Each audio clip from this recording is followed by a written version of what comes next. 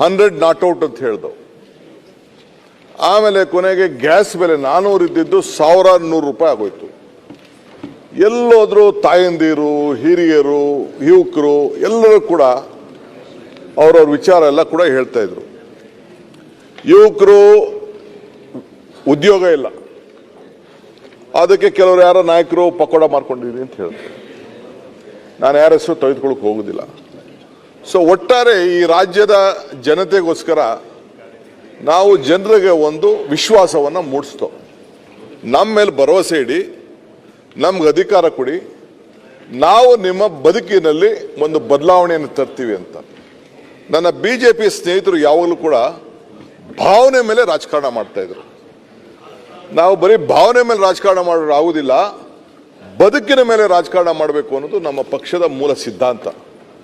ಈಗ ನೀವು ಯಾವುದೇ ತೆಗೆದುಕೊಳ್ಳಿ, ಕಾಂಗ್ರೆಸ್ ಸರ್ಕಾರ ಇದ್ದಂಥ ಸಂದರ್ಭದಲ್ಲಿ ಕಾಂಗ್ರೆಸ್ನ ಇತಿಹಾಸ, ಸೆಂಟ್ರಲ್ ಗೌರ್ಮೆಂಟ್ ಅಲ್ಲಿ ತೆಗೆದುಕೊಳ್ಳಿ, ರಾಜ್ಯ ಸರ್ಕಾರ, ನಾವು ಪ್ರತಿಯೊಂದು ಸಂದರ್ಭದಲ್ಲೂ ಕೂಡ ಸಂವಿಧಾನ ಮತ್ತು ಕಾನೂನಿನ ಅಡಿಯಲ್ಲಿ ಅವರ ಬದುಕಿಗೆ ಒಂದು ಅವಕಾಶವನ್ನು ನಾವು ಮಾಡಿಕೊಟ್ಟಿದ್ದೇವೆ.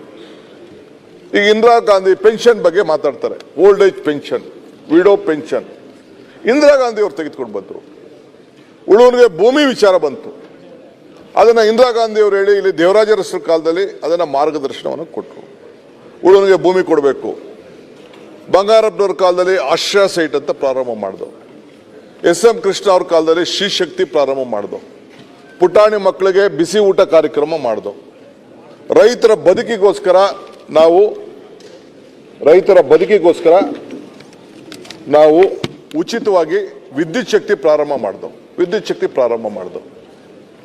ಬಂಗಾರಪ್ಪನವರು, ಗುಂಡ್ರಾಯರು ಅವರೆಲ್ಲ ಕೂಡ ಮಾಡಿ ಕೊನೆಗೆ 6 ಗಂಟೆಯಿಂದ ನಾನು ಮಂತ್ರಿ ಆದಮೇಲೆ ನಾವು ಇವರು ಸಿದ್ದರಾಮಯ್ಯ ಸಾಹೇಬರು ಮಾತಾಡಿ 7 ಗಂಟೆವರೆಗೂ ಕೂಡ ನಾವೆಲ್ಲ ಏರಿಸ್ತು.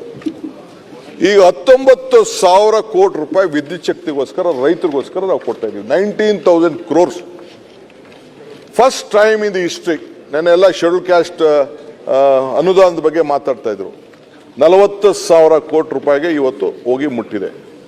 ಈ ರಾಜ್ಯದಲ್ಲಿ ಆಂಧ್ರ ಪ್ರದೇಶ ಬಿಟ್ಟರೆ ನಾವೇ ಒಂದು ಕಾನೂನನ್ನು ತೆಗೆದುಕೊಂಡು ಅವರ ಜನಸಂಖ್ಯೆ ಆಧಾರದ ಮೇಲೆ ಕೊಡಬೇಕು ಅಂತೇಳಿ ಒಂದು ಮೊದಲ ಬಾರಿಗೆ ತೀರ್ಮಾನ ಮಾಡಿದ್ರು. ನಾವು ಯಾವಾಗ 28,000 ಕೋಟಿ ರೂಪಾಯಿ ಅವತ್ತಿನ ಕಾಲದಲ್ಲಿ ಇತ್ತು, ಆಂಜನೇಯ ಅಸೆಂಬ್ಲಿಲಿ ಒಂದು ಮಣ್ಣೆಯನ್ನು ಮಾಡಿದ್ರು.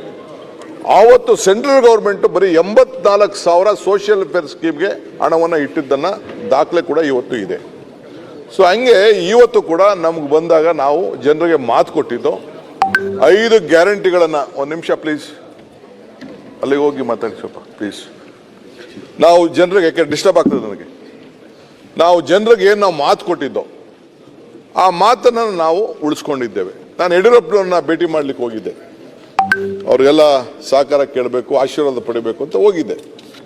ಯಡಿಯೂರಪ್ಪನವ್ರು ಮಾಡೋದು, ಡಿಕೆ ಏನು 5 ಹೇಳ್ಬಿಟ್ಟಿದ್ಯಲ್ಲಪ್ಪ, ವರ್ಷಕ್ಕೂ ನಾನು ಮಾಡ್ಕೊಂಡು ಹೋಗಿ ಅಂತ ಹೇಳಿದ್ರು. ನಾನೇನೋ ಮಾತಾಡಕ್ಕೆ ಹೋಗ್ಲಿಲ್ಲ. ಪಾಪ ಅವ್ರದ್ದೇನೋ ಸಲಹೆ ಕೊಟ್ಟಿದ್ದಾರೆ ಅಂತೇಳಿ, ಯಾಕೆಂದ್ರೆ ಅವ್ರಿಗೂ ಗೊತ್ತು, ಫೈನಾನ್ಸ್ ನಡೆಸಿರೋರು ಮಾಡಿರೋರಿಗೆಲ್ಲ ಗೊತ್ತು, ಇಷ್ಟು ದೊಡ್ಡದು ಕೊಟ್ಬಿಟ್ಟಿದಾರೆ, ಆಯ್ತು ವರ್ಷಕ್ಕೂ ನಾನು ಮಾಡ್ಕೊಡಿ ಅಂತ ಹೇಳಿದ್ರು. ಆಮೇಲೆ ನಾನು CM ಎಲ್ಲ ಕೂತ್ಕೊಂಡು ನಾವು ಮಾತಾಡಿ ಚರ್ಚೆ ಮಾಡಿ ಇದು ಆಗಲ್ಲ, ಅಷ್ಟೊತ್ತಿಗೆ ಇವರು ಶುರು ಮಾಡಿಬಿಟ್ರು. ಒಂದು ಕಡಿಮೆ ಅಕ್ಕಿ ಒಂಚೂರು ಕಡಿಮೆ ಕೊಟ್ಟರು ನಾವು ಬಿಡೋದಿಲ್ಲ ಅಂತ ಅಂದ್ಬಿಟ್ಟು ಗಲಾಟೆ ಆಯಿತು. ಮಾತು ಕೊಟ್ಟಿದ್ದೀರಿ ಅಂತ ಏನು ಎಲ್ಲ ದೊಡ್ಡ ಗಲಾಟೆ ಶುರು ಆಯಿತು.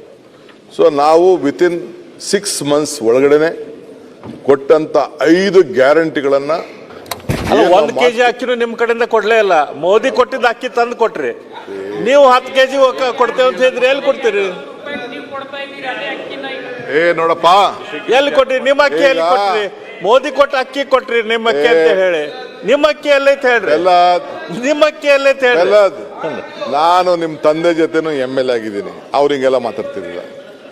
ಈ ದೇಶದಲ್ಲಿ ಫುಡ್ ಸೆಕ್ಯೂರಿಟಿ ಆಕ್ಟ್ ತಂದು ಇದನ್ನ ತರಕ್ಕಿನ ಮುಂಚಿತವಾಗಿ ಸಿದ್ದರಾಮಯ್ಯನವರು ಮೊದಲನೇ ದಿನ ಅನ್ನಭಾಗ್ಯ ಶುರು ಮಾಡಿದ್ರು. ಫಸ್ಟ್ ಡೇ ಆಫ್ ಇಸ್ ಬಸವಣ್ಣನ ಜಯಂತಿ ದಿನ ಅಧಿಕಾರ ಸ್ವೀಕಾರ ಮಾಡಿ 1 man ಮಿನಿಸ್ಟರ್, ಚೀಫ್ ಮಿನಿಸ್ಟರ್ ಆಗಿ ಇದ್ಕೊಂಡು ನಾನು ಉಚಿತವಾಗಿ ಅನ್ನಭಾಗ್ಯ ಕೊಡ್ತೀನಿ ಅಂತ ತೀರ್ಮಾನ ಮಾಡಿದ್ರು.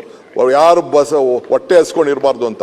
ಅದಾದ್ಮೇಲೆ ಸೋನಿಯಾ ಗಾಂಧಿ ಅವರ ಮುಖಂಡತ್ವದಲ್ಲಿ ಮನಮೋಹನ್ ಸಿಂಗ್ ರವರು ಈ ದೇಶದಲ್ಲಿ ಒಂದು ಕಾನೂನನ್ನೇ ತೆಗೆದುಕೊಂಡು ಫುಡ್ ಸೆಕ್ಯೂರಿಟಿ ಆಕ್ಟ್ ತೆಗೆದುಕೊಂಡು ಬಂದ್ರು. Not mister Modi. ಈ ದೇಶದಲ್ಲಿ ಆಕ್ಟ್ ಅವ್ರು ತಗೊಂಬಂದ್ರು ಅದನ್ನ ರೂಲ್ಸ್ ಮಾಡಿ ಇಂಪ್ಲಿಮೆಂಟ್ ಮಾಡಿದವರು ಮೋದಿ ಅವರು. ಒಂದ್ ನಿಮಿಷ ಕೂತ್ಕೊಳ್ಳಿ. ಬರೇ ಆಕ್ಟ್ ತಗೊಂಬಂದ್ರು ಸೋನಿಯಾ ಗಾಂಧಿ ಸರ್ ಇಂಪ್ಲಿಮೆಂಟ್ ಮಾಡಿಲ್ಲ. ಈಗ ಈಗ ಮನಮೋಹನ್ ಸಿಂಗ್ ತಂದರು 6 ಗಂಟೆ ಮಾತಾಡಿದ್ದೀರಿ, ನಾವೆಲ್ಲ ಕೇಳಿದೀವಿ. ನಮ್ದು ಒಂದು 10 ನಿಮಿಷ ಕೇಳಪ್ಪ ಪ್ಲೀಸ್, ಹಿಯರ್ ಟು ಅಸ್. ಈ ದೇಶದಲ್ಲಿ ಬಡ ಜನತೆಗೆ ಯಾರು ಸೂರು ಕೊಟ್ಟಿದ್ರೆ, ಯಾರು ಅಕ್ಕಿ ಕೊಟ್ಟಿದ್ರೆ, ಯಾರು ಉದ್ಯೋಗ ಕೊಟ್ಟಿದ್ರೆ, ಯಾವ್ದಾರು ಈ ದೇಶದ ಅಭಿವೃದ್ಧಿಗೋಸ್ಕರ ಉಳುನ್ಗೆ ಭೂಮಿ ಕೊಟ್ಟಿದ್ರೆ, ಫಾರಂ 53 ತಂದು ಬಗರ್ಕಂ ಸಾಗುವಳಿ ಜಮೀನನ್ನ ಸಕ್ರಮ ಮಾಡಂತದ್ದು ಕೊಟ್ಟಿದ್ರೆ, ಅರಣ್ಯ ವಾಸಿಗಳ ಎಲ್ಲ ಟ್ರೈಬಲ್ಗೆ ಸಾಮಾನ್ಯ ಜನರಿಗೆ ಭೂಮಿ ಕೊಟ್ಟಿದ್ರೆ, ಇದು ಕಾಂಗ್ರೆಸ್ ಸರ್ಕಾರ, UPA ಸರ್ಕಾರ ಅನ್ನೋದನ್ನ ಯಾರು ಕೂಡ ಇತಿಹಾಸವನ್ನ ಮರೀಲಿಕ್ಕೆ ಸಾಧ್ಯ ಇಲ್ಲ. It is N history. ಬೇಕಾದ್ರೆ ನೀವು ಹೇಳಿ, ಕಮಾನ್, ನಾನು ನನ್ನ ಕಾಲದಲ್ಲಿ ಇಂಥ ಕೆಲಸ ಮಾಡಿದ್ದೀನಿ ಅಂತ ಹೇಳಿ.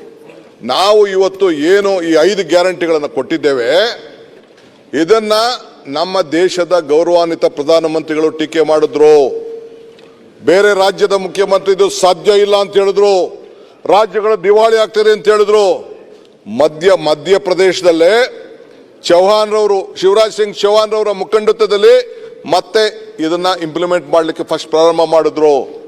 ಮಹಾರಾಷ್ಟ್ರದಲ್ಲಿ ಘೋಷಣೆ ಮಾಡಿದ್ರು, ದೆಹಲಿಯಲ್ಲಿ ಘೋಷಣೆ ಮಾಡಿದ್ರು. ಕೊನೆಗೆ ಇಡೀ ದೇಶದ ಎಲ್ಲ ರಾಜ್ಯದಲ್ಲೂ ಕರ್ನಾಟಕದ ಮಾಡಿ, ಕರ್ನಾಟಕ ಮಾಡಲ್ ಅಂತೇಳಿ ಇಡೀ BJP ಅವರು ಕಾಂಗ್ರೆಸ್ ಆಡಳಿತವನ್ನ ಫಾಲೋ ಮಾಡ್ತಾ ಇದ್ದಾರೆ ಹೊರತು ನಿಮ್ದು ಯಾವುದು ಸ್ಕೀಮ್ಸ್ ಅಲ್ಲ ಅಂತ ಹೇಳಲಿಕ್ಕೆ ಮತ್ತೆ I stand before the commitment what we have made. ಏನು ಮಾತು ಕೊಟ್ಟಿದ್ದೇವೆ. ತಮಿಳುನಾಡಲ್ಲಿ ಬರೀ ಸಿಟಿ ಒಳಗಡೆ ಬಸ್ ಕೊಡ್ತಾ ಇದ್ರು. ಇದೇ ನಮ್ಮ ಧರ್ಮಸ್ಥಳದ ವೀರೇಂದ್ರ ಹೆಗಡೆ ಅವರು ಮುಖ್ಯಮಂತ್ರಿಗಳಿಗೆ ಅಭಿನಂದನೆ ತಿಳಿಸಿದ್ದಾರೆ. ನೀವು ಈ ಒಂದು ಶಕ್ತಿ ಯೋಜನೆ ಮಾಡಿದ್ಮೇಲೆ ಬಹಳ ಜನ ಬರ್ತಾ ಇದ್ದಾರೆ, ತಾಯಂದಿರು ಬರ್ತಾ ಇದ್ದಾರೆ, ಪ್ರಾರ್ಥನೆ ಮಾಡ್ತಾ ಇದ್ದಾರೆ. ಆ ಪ್ರಾರ್ಥನೆ ಎಲ್ಲ ನಿಮ್ಮ ಸರ್ಕಾರಕ್ಕೂ ಸೇರಬೇಕು ಅಂತೇಳಿ ನನಗೊಂದು ನಂಬಿಕೆ ಇದೆ. ಬೆಲ್ಲದವರೇ, ಪ್ರಯತ್ನ ವಿಫಲ ಆಗ್ಬೋದು, ಪ್ರಾರ್ಥನೆ ವಿಫಲ ಆಗ್ಲಿಕ್ಕೆ ಸಾಧ್ಯ ಇಲ್ಲ. ಹಂಗೆ ನೀವು ಕೂಡ ನಿಮ್ಮ ಪಕ್ಷದ ಹೆಣ್ಮಕ್ಳನ್ನ ಕೇಳ್ಕೊಳ್ಳಿ. ನೀವು ಏನು ಹೆಣ್ಮಕ್ಳಿಗೆ 2,000 ರೂಪಾಯಿ ನಾವು ಕೊಡ್ತಾ ಇದ್ದೀವಿ, ಏನು ಅವರು ಉಚಿತವಾಗಿ ಫ್ರೀಯಲ್ಲಿ ಟ್ರಾವೆಲ್ ಮಾಡ್ತಾ ಇದ್ದಾರೆ, ಎಲ್ಲ ನಮಗೆ ಆಶೀರ್ವಾದ ಮಾಡ್ತಾ ಇದ್ದಾರೆ. ನಾನು ಎಲೆಕ್ಷನ್ ಟೈಮಲ್ಲಿ ಒಂದು ಮಾತು ಹೇಳಿದೆ, ಕಮಲ ಕೆರೆಯಲ್ಲಿದ್ದರೆ ಚಂದ, ತೆನೆ ಹೊಲದಲ್ಲಿದ್ದರೆ ಚಂದ, ಈ ದಾನ ಧರ್ಮ ಮಾಡುವ ಕೈ ಅಧಿಕಾರದಲ್ಲಿದ್ದರೆ ಮಾತ್ರ ಚಂದ ಅಂತ ಒಂದು ಮಾತು ಹೇಳಿದ್ದೆ. ಹಂಗೆ ಈ ದಾನ ಧರ್ಮ ಮಾಡುವ ಕೈ ಅಧಿಕಾರದಲ್ಲಿ ವಿಧಾನಸೌಧಕ್ಕೆ ಜನ ಕುಂಡ್ರಿಸಿದ ಮೇಲೆ ಈ 5 ಗ್ಯಾರಂಟಿಗಳನ್ನು ಕೊಟ್ಟಿದ್ದೇವೆ. ಈ 5 ಬೆರಳು ಸೇರಿ ಈ ಕೈ ಮುಷ್ಟಿ ಆಯಿತು, 5 ಗ್ಯಾರಂಟಿಗಳು ಸೇರಿ ಈ ಕೈ ಗಟ್ಟಿ ಆಯಿತು. ಅದಕ್ಕೆ ಉತ್ತರ 2028ರಲ್ಲಿ ಈ ರಾಜ್ಯದ ಜನ ಕೊಡ್ತಾ ಇದ್ದಾರೆ. ಅದನ್ನ ಮುಂದಕ್ಕೆ ಆಮೇಲೆ ಮಾತಾಡೋಣ. 2024ಕ್ಕೆ ಕೊಟ್ಬಿಟ್ರೆ ನಿಮಗೆ ಉತ್ತರ ಅದಕ್ಕೆ ಗ್ಯಾರಂಟಿಗೆ.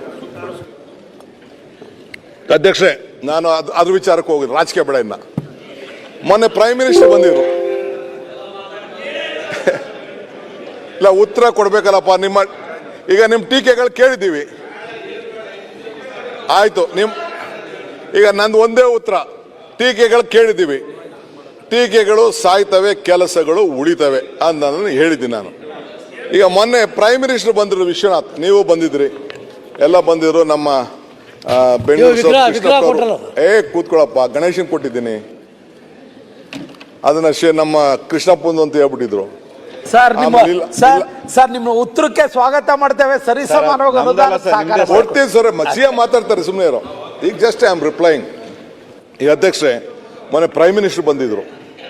ಪ್ರೈಮ್ ಮಿನಿಸ್ಟರ್ ನೋಡಿ, ನೀವು ಜಲ್ದಿ ಬಿಟ್ರೆ ನಾನು ಮುಗಿಸ್ತೀನಿ, ಇಲ್ಲ ಲೇಟ್ ಆಯ್ತು ಅಂದ್ರೆ ಹೋಗ್ತಾ ಇರ್ತದೆ, 2 ಗಂಟೆ ಆಯ್ತದೆ.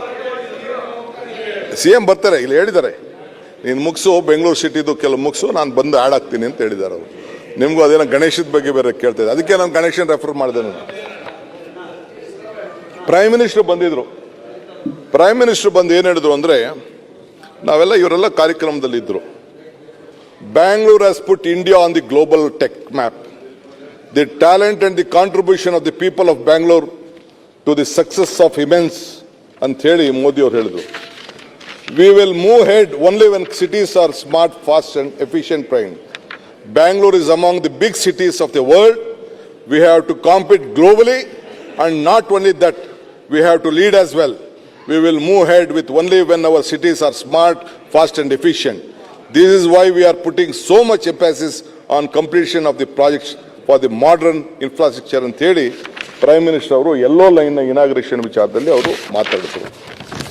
ಅವರು ಬೆಂಗಳೂರು ಕೆಲಸದ ಬಗ್ಗೆ ಹೇಳಿದ್ರು. ನಾನು ಕೂಡ ಕೆಲವು ವಿಚಾರ ಏನೇನು ಮಾಡ್ತಾ ಇದ್ದೀವಿ ಅಂತ ಎಕ್ಸ್ಪ್ಲೇನ್ ಮಾಡಿದೆ. ನಾನು ಯಾಕೆ ಇದನ್ನು ಹೇಳ್ತಾ ಇದ್ದೀನಿ ಅಂದರೆ, ನಮ್ಮ ವಿರೋಧ ಪಕ್ಷದ ಗೌರವಾನ್ವಿತ ನಾಯಕರು ಆರ್ ಅಶೋಕ್ ಅವರು, ಅಶ್ವಥ್ ನಾರಾಯಣ್ ಅವರು ಮತ್ತು ಇನ್ನು ಬೇರೆಯವರೆಲ್ಲ ಭಾಳ ವಿವಿಧ ರೀತಿ ನಿಮ್ಮದು ಪಾಟೋಲ್ ಹಂಗಿದೆ, ನಿಮ್ಮ ಇದನ್ನು ಸ್ಕೈ ವಾಕಿಂಗ್ ಇದೆ, ಬ್ರ್ಯಾಂಡ್ ಬೆಂಗಳೂರು ಬ್ಯಾಡ್ ಬೆಂಗಳೂರಾಗಿ ಹೋಗಿದೆ, ಬ್ಯಾಡ್ ಬೆಂಗಳೂರಾಗಿದೆ, ಸೊ ಟನಲ್ ಕಾಸ್ಟಿಂಗ್ ಆಗಿದೆ, ಈ ಖಾತಾ ದೊಡ್ಡ ಅವ್ಯವಹಾರ ನಡೆದ್ಬಿಟ್ಟಿದೆ, ಗಾರ್ಬೇಜ್ ಸಿಟಿ ಆಗ್ಬಿಟ್ಟಿದೆ ಅಂತೇಳಿ ಅವರು ಎಲ್ಲ ಕೂಡ ಬೇಕಾದಷ್ಟು ಟೀಕೆ ಮಾಡಿದ್ರು. It is the right. ನಾನು ಅದನ್ನೇನು ಅವ್ರ ಟೀಕೆನ ನಾನು ಬೇಡ ಅಂತ ಹೇಳಿ, ಯಾಕಂದರೆ ವಿರೋಧ ಪಾರ್ಟಿಲಿ ಅವ್ರದ್ದು ಸರ್ವೈವಲ್ ವಿಚಾರ, ನನ್ನ ಟೀಕೆ ಮಾಡಲಿಲ್ಲ ಅಂದರೆ ಅವ್ರದ್ದು ಸರ್ವೈವಲ್ ಇಲ್ಲ.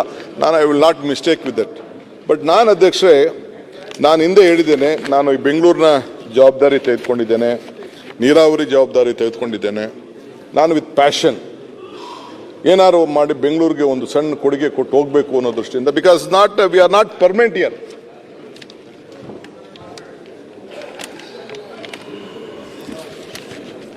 ಏಕೆಂದರೆ ನಾವು ಯಾರು ಪರ್ಮನೆಂಟ್ ಇರಲಿಕ್ಕೆ ಸಾಧ್ಯ ಇಲ್ಲ. ದೇವರು ನಮಗೆ 2 ಆಯ್ಕೆ ಕೊಟ್ಟಿದ್ದಾನೆ. ಒಂದು ಕೊಟ್ಟು ಹೋಗಬೇಕು, ಇನ್ನೊಂದು ಬಿಟ್ಟು ಹೋಗಬೇಕು. ಸೊ ತೆಗೆದುಕೊಂಡು ಹೋಗೋದು ಯಾವುದೂ ಇಲ್ಲ. ಮರಕ್ಕೆ ಬೇರು ಎಷ್ಟು ಮುಖ್ಯನೋ ಮನುಷ್ಯನಿಗೆ ನಂಬಿಕೆ ಕೂಡ ಹಂಗೆ ಅಷ್ಟೇ ಮುಖ್ಯ. ಹಾಗೆ ನಾವೇನಾದ್ರು ಒಂದು ಪ್ರಯತ್ನ ಮಾಡಬೇಕು. ಈಗ ನಾವೆಲ್ಲ ಹಳ್ಳಿಲಿದ್ದೀವಿ, ನೀವೆಲ್ಲ ರೈತರ ಮಕ್ಕಳು ಭಾಳ ಜನ ಇದ್ದೀರಿ. ಉಳಿ ಪೆಟ್ಟು ಬೀಳದೆ ಯಾವ ಕಲ್ಲು ಶಿಲೆ ಆಗ್ಲಿಕ್ಕೆ ಸಾಧ್ಯ ಇಲ್ಲ. ನೇಗಿಲು ಹೊಲ ಉಳದೆ ಭೂಮಿನೂ ಕೂಡ ಮಟ್ಟ ಆಗ್ಲಿಕ್ಕೆ ಸಾಧ್ಯ ಇಲ್ಲ. ಹಂಗೆ ನಮ್ಮ ಪ್ರಯತ್ನವನ್ನು ನಾವು ಮಾಡಿಕೊಂಡು ನಾವು ಈ ಸಂದರ್ಭದಲ್ಲಿ ನಾವು ಹೋಗ್ತಾ ಇದ್ದೇವೆ. ಸೊ ಅದಕ್ಕೆ ಬೆಂಗಳೂರಿಗೆ ಏನಾದ್ರು ಮಾಡಿ ಒಂದಷ್ಟು ಸಹಾಯ ಮಾಡಬೇಕು ಅಂತೇಳಿ ನಿಮ್ಮೆಲ್ಲರ ಸಹಕಾರ ಕೂಡ ಕೇಳಿದೆ. ತಾವೆಲ್ಲ ಸಹಕಾರ ಕೊಡ್ತಾ ಇದ್ದೀರಿ, ನಾನೇನು ಇಲ್ಲ ಅಂತ ಹೇಳೋದಿಲ್ಲ. ಇವತ್ತು ದಾಖಲೆಗಳು ಮೂಲತವಾಗಿ ಅಲ್ಲಿಂದ ನಾನು ಬರ್ತೇನೆ. ಎಲ್ಲ SM ಕೃಷ್ಣರವರು ಭೂಮಿ ಅಂತ ಒಂದು ಸ್ಕೀಮ್ನ ತೆಗೆದುಕೊಂಡ್ರು. ಭೂಮಿ ಅಂತೇಳಿ 2000ರಲ್ಲಿ ತೆಗೆದುಕೊಂಡು ಬಂದರು. It is an historic decision. ಇಡೀ ದೇಶ ಏನಿದು ಭೂಮಿ ಅಂತ ನೋಡಿದ್ರು. ಪಾಣಿಗಳನ್ನು 5 ರೂಪಾಯಿಗೆ ಎಲೆಕ್ಟ್ರಾನಿಕ್ ಪಾಣಿಗಳನ್ನ ಎಲ್ಲ ಬರಿತಾ ಇದ್ರು, ಯಾರ್ಯಾರ್ದು ಅಸೋಸಿಯೇಷನ್ ಬರಿತಾ ಇದ್ರು. ಕಂಪ್ಯೂಟರೈಸ್ ಮಾಡಿ ತೆಗೆದುಕೊಂಡು ಬಂದರು. ಆದರೂ ಕೂಡ ಇಲ್ಲಿವರೆಗೂ ಕೂಡ ನಾವು ಬೆಂಗಳೂರಿನಲ್ಲಿ ಅದನ್ನು ಆ ರೆಕಾರ್ಡ್ನ ಇನ್ನು ಮ್ಯಾನ್ಯುಯಲಲ್ಲೇ ಬರಿತಾ ಇದ್ವಿ. ಬೇಕಾದಷ್ಟು ಆಗ್ತಾ ಇದ್ವು. ಎಲ್ಲ ಬೆಂಗಳೂರು ಬೆಲೆಗಳು ಎಲ್ಲ ಗಗನಕ್ಕೆ ಹೋಗ್ತಾ ಇದೆ. ಇದನ್ನ ಏನಾರು ಮಾಡಿ ಮಿಸ್ಯೂಸ್ನ ತಪ್ಪಿಸ್ಬೇಕು ಅನ್ನೋ ದೃಷ್ಟಿಯಿಂದ ಡಿಜಿಟಲೈಸೇಷನ್ ಆಫ್ ಪ್ರಾಪರ್ಟಿ ರೆಕಾರ್ಡ್ಸ್ ಅಂತ ಹೇಳಿ ತಂದು ಇಲ್ಲಿ 25 ಲಕ್ಷ ಆಸ್ತಿಗಳು ಬೆಂಗಳೂರಿನಲ್ಲಿ ಇದೆ.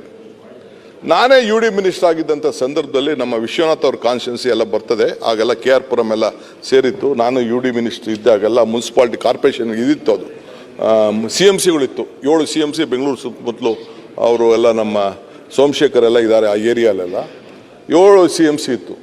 ನಾವು ಸೆಲ್ಫ್ ಅಸೆಸ್ಮೆಂಟ್ ಸ್ಕೀಮ್ ಅಂತ ಹೊಸದಾಗಿ ತಂದು ನಮಗೆ ಜನರ ಮೇಲೆ ಒಂದು ವಿಶ್ವಾಸ ಇಟ್ಟು ಏನಾದ್ರು ಒಂದು ಮಾಡ್ತಾರೆ ಅಂತ.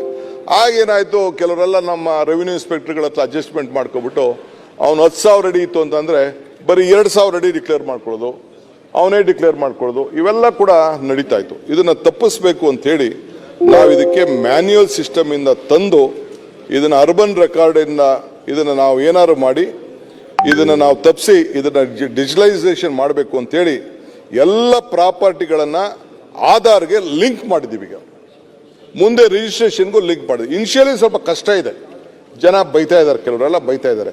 ಬಟ್ ಕ್ಷಣ ಕ್ಷಣದ ಸುದ್ದಿಗಳಿಗಾಗಿ ಫ್ರೀಡಂ ಟಿವಿ ಸಬ್ಸ್ಕ್ರೈಬ್ ಮಾಡಿ, ಲೈಕ್ ಮಾಡಿ ಹಾಗೂ ಫಾಲೋ ಮಾಡಿ. ಹೊಸ ಸುದ್ದಿಗಳ ನೋಟಿಫಿಕೇಶನ್ಗಾಗಿ ಬೆಲ್ ಐಕಾನ್ ಮೇಲೆ ಕ್ಲಿಕ್ ಮಾಡಿ.